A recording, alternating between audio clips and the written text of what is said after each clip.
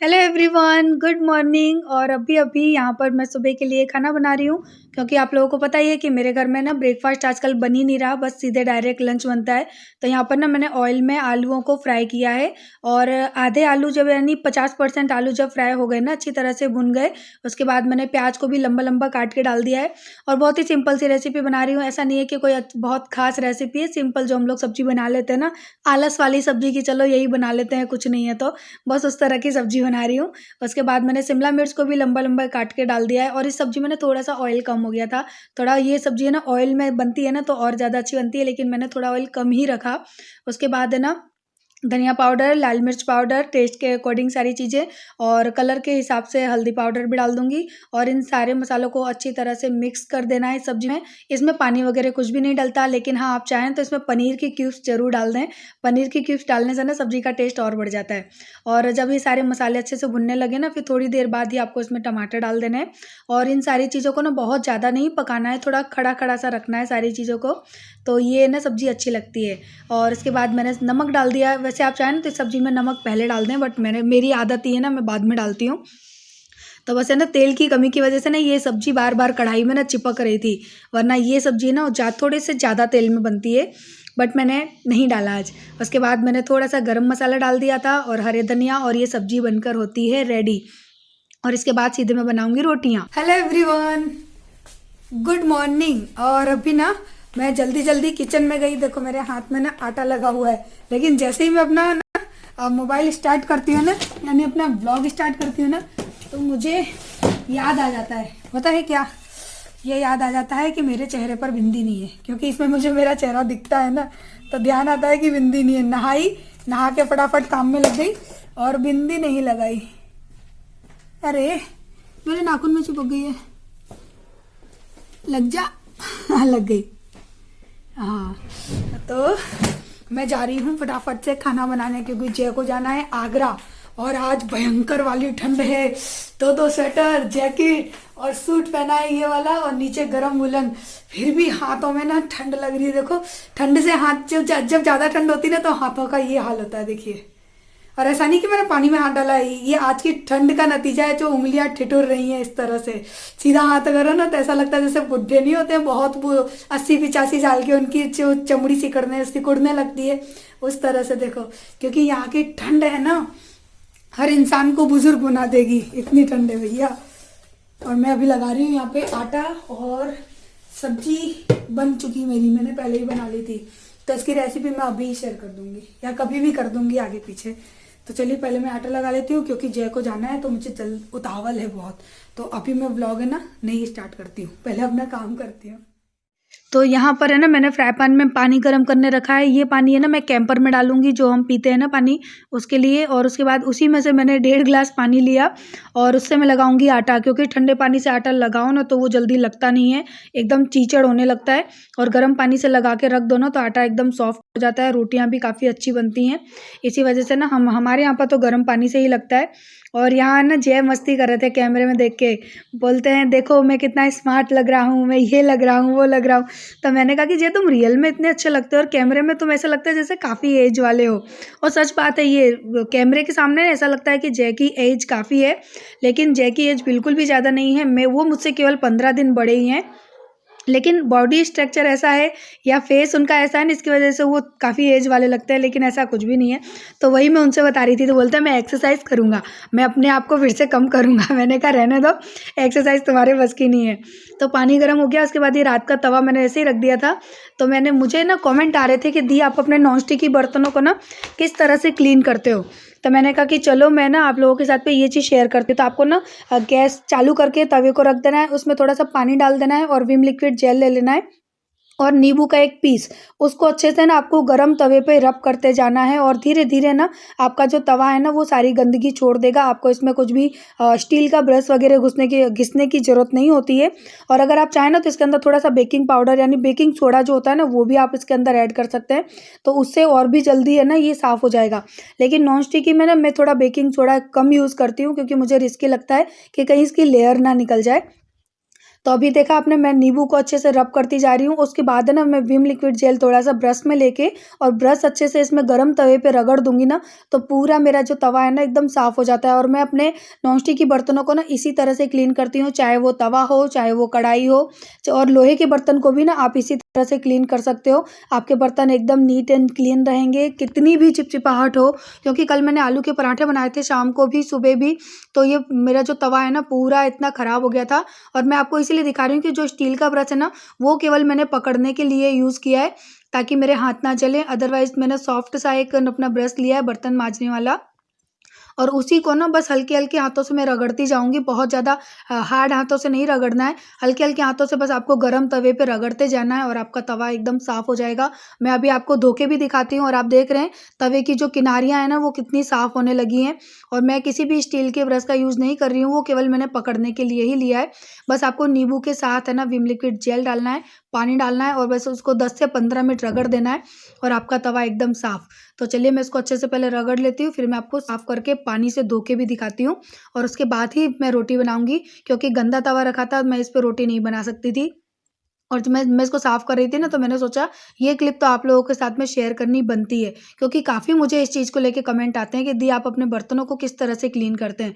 क्योंकि मेरा कोई भी बर्तन हो, चाहे वो लोहे की कढ़ाई हो, चाहे एल्यूमिनियम की, चाहे स्टील की, चाहे नॉन स्टिक की, आपको कहीं से भी वो चिपचिपे नहीं दिखेंगे, ना ही आगे से ना ही बैक साइड से। क्योंकि मुझे थोड़े से भी गंदे बर्तन अगर हो ना, तो मैं उसमें खाना नहीं बना सकती। मुझे ना बहुत इरिटेशन होती है इन चीज़ों से। तो मैं हमेशा अपने सारे बर्तनों को साफ़ रखती हूँ। अगर थोड़ी-सी भी किनारी में भी मैल लगा हो ना, तो मैं उसको भी साफ़ कर देती हूँ। मैं बिल्कुल भी है ना किनारी में भी मैल हो ना, ऐसे बर्तनों को भी यूज़ नहीं करती हूँ। और जहाँ तक हो सकता है कोशिश यही करती हूँ कि मैं फटाफट से उनको साफ़ कर लूँ। तो चलिए मैं धोकर आती हूँ।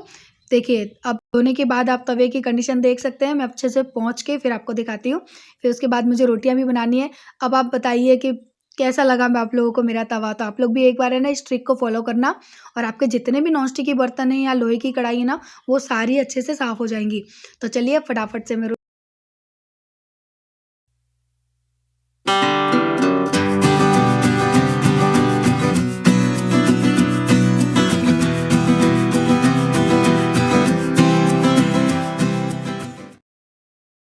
तो अब दोपहर हो चुकी है और खाना पीना सब हो चुका। जय तो चले गए आगरा, उनको कुछ काम था, और यहाँ पर आरू खा रही है मेरे साथ खाना। और ये हमारा आज का खाना, सब्जी पुलाव, अचार की मिर्च, गुड़ और रोटी। तो सुबह मैंने सब्जी बना दी थी, और अभी है ना 12 बज रहे, हम लोग लेट खाना खा रहे हैं। मुझसे ना बहुत जल्दी सुबह उठ के खाना नहीं खाया जाता है, लेकिन जय की वजह से बनाना होता है। और ये आरू पुलाव बहुत अच्छे हैं। अच्छे हैं, इसको बहुत नहीं, मेरे जैसे इसको पुलाव बहुत पसंद है। और है ना लाइट भी अभी आई है, तो मैंने फटाफट से ना कपड़े धोने डाल दिए। जो रात को मैंने धो लिए थे वो अभी सुखा कर आई हूँ। लॉन्ड्री बैग में जो सूख गए हैं वो लेकर आई। और आज है ना अच्छी खासी ना धूप खिली हुई, देख रही है कितना उजाला सा दिख रहा है ना। और यहाँ से देखिए खिड़की में से ना हल्की सी धूप निकल के आ रही है ना, बहुत अच्छा लग रहा है। घर में ना एकदम उजाला उजाला जैसा लग रहा है। तो 3 से 4 दिन बाद आज कहीं जाकर धूप निकले। 3 से 4 दिन क्या ज़्यादा ही हो गए, आज धूप निकली, लेकिन बहुत कड़क धूप नहीं है, हल्की हल्की मामूली सी धूप है। बट इतनी धूप से भी ना काफ़ी आराम होता है, क्योंकि आज सुबह बहुत ठंड थी। देखो एक स्वेटर पहना है, जैकेट पहनी है। ओ ठाकुर साहब आ गए, ये आ गए ठाकुर साहब। ठाकुर नहीं हूँ मैं। ठाकुर नहीं हो तो कौन हो तुम? ठाकुर नहीं हूँ मैं छोटा हूँ। छोटे हो तुम? अच्छा, कितना लाड आता है, बस मेरे पास आया नहीं कि उसको लाड आया नहीं है। बेटू खाना खाओगे? आरू दीदी खा रही है, ढंग से खाना, पेट भर के आरू, ठीक है? ये खाने के मामले में बहुत ऐसी है, इसको मुझे पकड़ के बिठाना पड़ता है। आधा खाती है तो खेलने के चक्कर में भाग जाती है। मोले को डकार आ रही है। चलो हम लोग खाना खा लेते हैं, फिर आपसे मिलते हैं। क्या तो बोले, हम खाना खा ले फिर आपसे मिलेंगे। तुम खाना खाएं तब मिलेंगे। आरू तो बिजी है, वो अभी नहीं बोलेगी। पहले खा लो बेटा, तुम्हारे दांत टूटे हैं। हेलो, तो अब शाम हो चुकी और अभी शाम के बज रहे हैं 6, और मैंने मेरी जैकेट बदल ली। और देखो आज कितनी ठंड है, स्वेटर जैकेट, और इसके नीचे मैंने सुबह लेगी पहनी थी ना, तो ये मैंने डबल कर लिया, क्योंकि उस लेगीज में ना बहुत ठंड लग रही थी। मुझसे ना ठंड बर्दाश्त नहीं हो रही थी आज तो। और मैं इतने ज़्यादा कपड़े तभी पहनती हूँ जब ठंड बर्दाश्त से बाहर हो जाती है। ये जैकेट तो मेरी तभी की है, तो मेरा हाथ भी नहीं मुड़ रहा है। लेकिन क्या करूँ, बहुत ठंड पड़ी। हाँ बेटा, हाँ। कौन सी चौथी गाड़ी कहाँ है? चौथी ऐसी छोटी गाड़ी अभी तो तुम लेके गए थे अपनी येलो वाली ना, उसमें डोरी बांध रहे थे, कहाँ करके आए? बाहर देखो तो। देख लिया? चलो मैं देखती हूँ। चलो, उसकी छोटी गाड़ी नहीं मिल रही है भाई, बड़ी परेशानी की बात हो गई है। मोलू की गाड़ी नहीं मिल रही है। कहाँ गई? अभी तो थी यहाँ पे बेटा। देखो डोरी तो ये पड़ी, गाड़ी कहाँ गई है? हाँ, गाड़ी कहाँ है? जीप के अंदर गाड़ी डाल दी है। गाड़ी कहाँ है मम्मी? मेरी गाड़ी कहाँ है? पूरे घर में मुझे ढूंढवा रहा है गाड़ी को। इतने खिलौने, इतनी गाड़ियां हैं। देखो तो, भाई साहब की एक, मैडम की, ये मैडम की, वो भी मैडम की थी, अब भाई साहब ने ले ली है। इतनी गाड़ियां चलाते हैं सारे दिन। और ये पड़े मेरे जो सोफा कवर है ना, सब ये अच्छे से सूख गए आज है ना, धूप अच्छी निकल गई थी। सारे कपड़े गिर गए नीचे। अरे भैया, ये मैंने क्या कर लिया, एक हाथ से हो नहीं पा रहा है। एक मिनट, इसको मैं यहाँ रख देती हूँ। तो ये धोए हैं कपड़े और आज सूख भी गए हैं, इनको लेके जाती हूँ अंदर।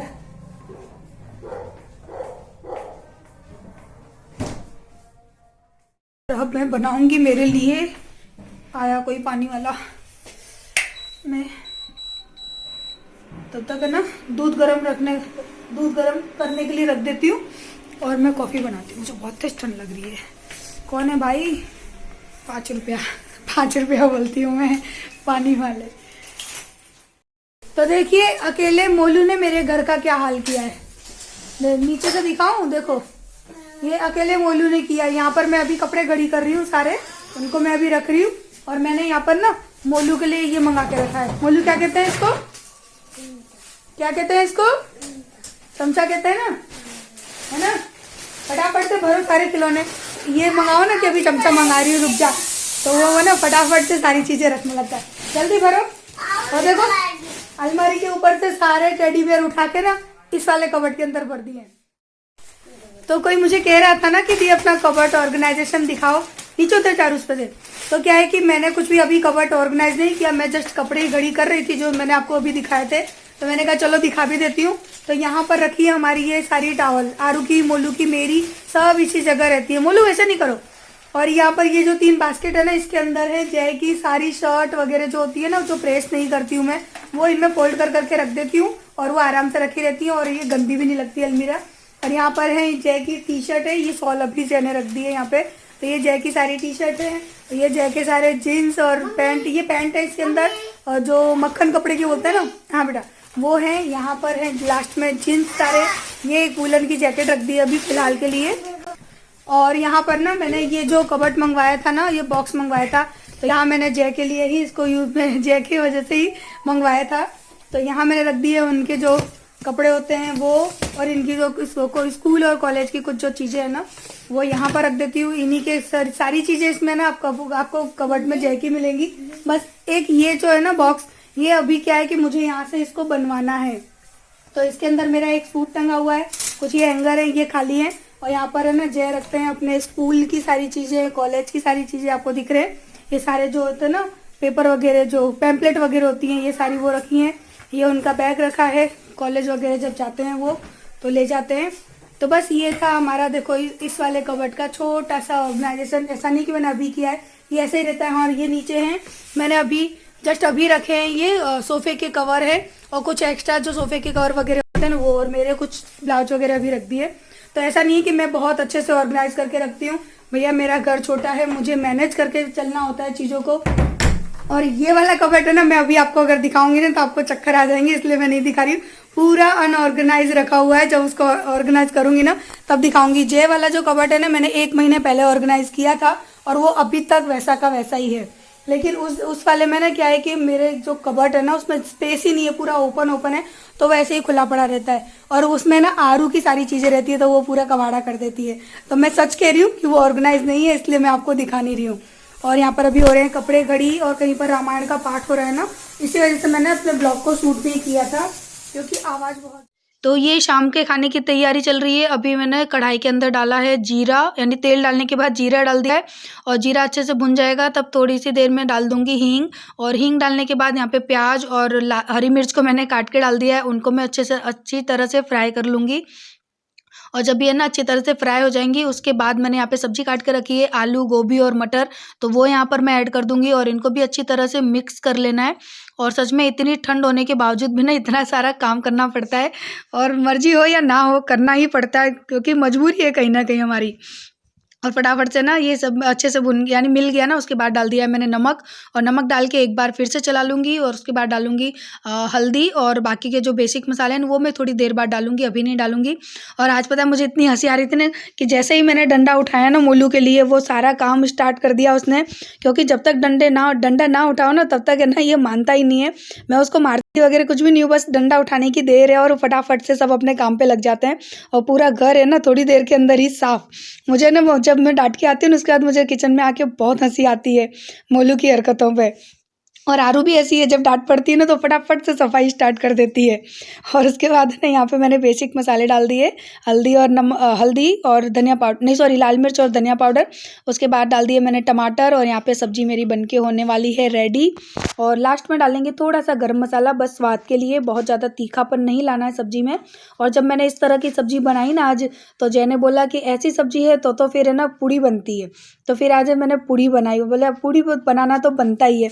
मैंने कहा ठीक है भैया, आपकी फरमाइश। हरे धनिया डाल दिए, सब्जी हो गई रेडी, और यहाँ पर फटाफट से मैं बना दूंगी पूड़ियाँ। और इन्हीं पूड़ियों के साथ आज के व्लॉग को भी करती हूँ एंड, क्योंकि शूट करते करते ना फ़ोन की बैटरी हो गई थी बिल्कुल लो, तो मैं ना फिर शूट नहीं कर पाई। और फिर ठंड थी ना, तो खाना खा के जल्दी जल्दी हम लोग बस रज़ाई में घुस जाते हैं, तो मन करता है कि बस रज़ाई ओढ़ लें, कुछ भी ना करें। तो बस यहाँ पर अब मैं ना पूड़ियाँ बना दूंगी। और है ना किसी ने मुझे कहा था ना कि दी ट्रायंगल पूड़ी की रेसिपी बताइए ना कि आप कैसे बनाते हो, क्योंकि हमको नहीं आ रही बनाने। तो आज कल मेरे घर में मैं ट्रायंगल पूड़ी शायद बनाऊँ, तो उसकी रेसिपी मैं कल आपको शेयर कर दूँगी।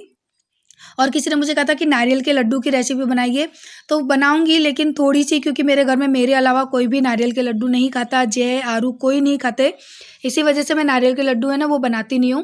क्योंकि जैसे हमने खोआ के लड्डू बनाए थे ना, बस उसमें आपको नारियल ऐड कर देना है बीच में, और थोड़ी यानी आधा पार्ट आपको नारियल लेना है, आधा पार्ट चीनी, और आधा पार्ट आपको लेना है मावे का, और बस उसको जिस तरह से मैंने मावे के लड्डू बनाए थे उसी तरह से बनाना होता है। बट फिर भी कोशिश करूँगी कि आपके लिए मैं उस रेसिपी को शेयर करूँ, 5 से 6 लड्डू ही बना दूँगी, क्योंकि मेरे घर में मेरे अलावा कोई नहीं खाता है। और तो चलिए इसी के साथ अब इस व्लॉग को भी एंड कर देते हैं। अगर वीडियो अच्छी लगी है तो प्लीज़ लाइक ज़रूर करिएगा जाते जाते, और नए हैं तो चैनल को सब्सक्राइब भी कर लेना। और इन्हीं फूली फूली पूड़ियों के साथ करते हैं अलविदा, कल मिलते हैं नेक्स्ट व्लॉग में, आई होप। और हाँ, आप सबको 26 जनवरी की हार्दिक शुभकामनाएं, क्योंकि कल 26 जनवरी है और ये मेरी 25 तारीख का व्लॉग है, जो कि आपको 26 तारीख को देखने मिलेगा। तो आप सभी को 26 जनवरी की खूब सारी ढेर सारी बधाइयाँ। So happy Republic day. तो कल मिलते हैं हम रिपब्लिक डे के दिन। तो चलिए बाय बाय, लव यू, सब अपना ध्यान रखिएगा, बाय बाय।